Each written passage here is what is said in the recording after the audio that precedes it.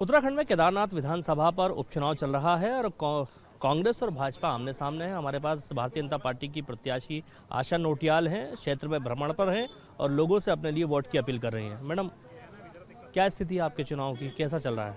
जी, बहुत अच्छी स्थिति है और जहाँ भी गांव में जाती हूँ तो महिलाएं, बुजुर्ग, युवा, बच्चे सब एक जन सैलाब के साथ जुड़ते जाते हैं और निश्चित तौर पर 23 तारीख को केदारनाथ में कमल खिलने वाला है। मैडम, कल एक वीडियो आपका सामने आया जिसमें आप थोड़ा सा रोती हुई दिखाई दी। क्या कोई टेंशन थी या फिर लोगों के प्रति जिस तरह से बातें सुनने में मिल रही हैं केदारनाथ यात्रा को लेकर के, ये सब जो भ्रम एक तरह से फैला है या कहें कि जो विपक्ष इस बात को रख रहा है उसको लेकर के था? देखिए, भावुक होने वाला तो विषय है ही।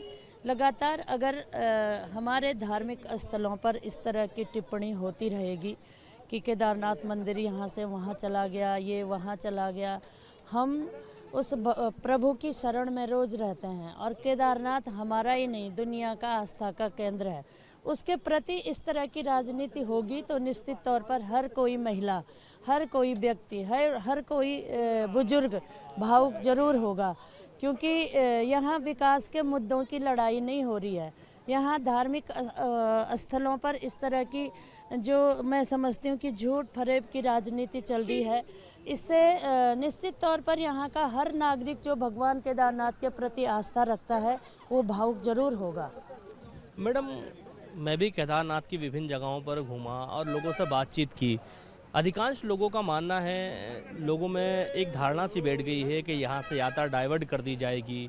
इसको लेकर के लोगों में डर है कि उनकी जीविका का एक बहुत बड़ा साधन है यात्रा। दूसरा, जो यहाँ की सड़कें मैंने देखी, सड़कों की हालत बहुत ख़राब है। आप खुद यहाँ से 2 बार विधायक रही हैं, आपकी जो पिछली विधायक थी वो भी विधायक रही हैं, लगातार ज़्यादातर आप ही लोग विधायक रहे हैं और इस क्षेत्र की जो स्थिति आज बनी हुई है उसमें कहीं ना कहीं तो आप भी इन्वॉल्व रहे हैं और इसको लेकर के लोग आप पर आरोप लगा रहे हैं।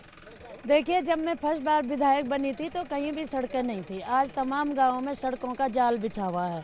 सड़क बरसात के कारण पहाड़ों में कभी कभी टूट फूट हो जाती है, उस कारण से होती है।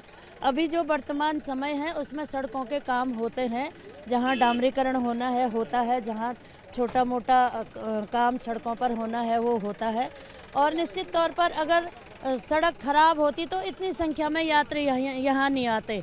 आज यहाँ पर ऑल वेदर रोड होने की वजह से इतनी संख्या में यात्री आते हैं और लोगों का, हमारे युवाओं का रोजगार यहाँ अधिक से अधिक संख्या में बढ़ता है। कल के दिन यहाँ जब 1-1.5 साल बाद ट्रेन आएगी तो निश्चित तौर पर यही यात्रा तिगुनी हो जाएगी।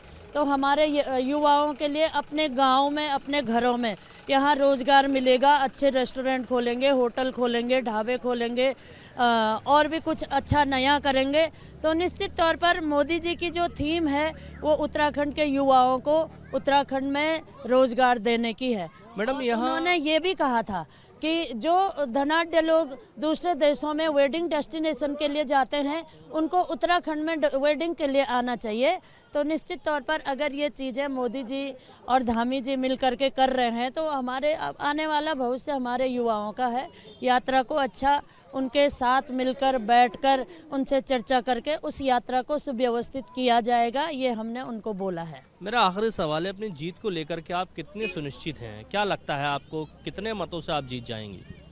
देखिए, हम विकास के मुद्दों पे काम कर रहे हैं। चुनाव यहाँ पर चल रहा है तो निश्चित तौर पर भारतीय जनता पार्टी के साथ यहाँ की केदारनाथ की जनता है।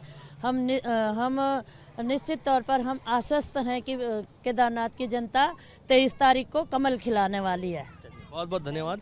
हमारे साथ बात करने के लिए आशा नोटियाल थी, भारतीय जनता पार्टी की प्रत्याशी थी और अपने प्रचार पर निकली थी। उनका साफ तौर पे कहना है कि 23 तारीख को जो रिजल्ट आएगा वो भारतीय जनता पार्टी के पक्ष में होगा।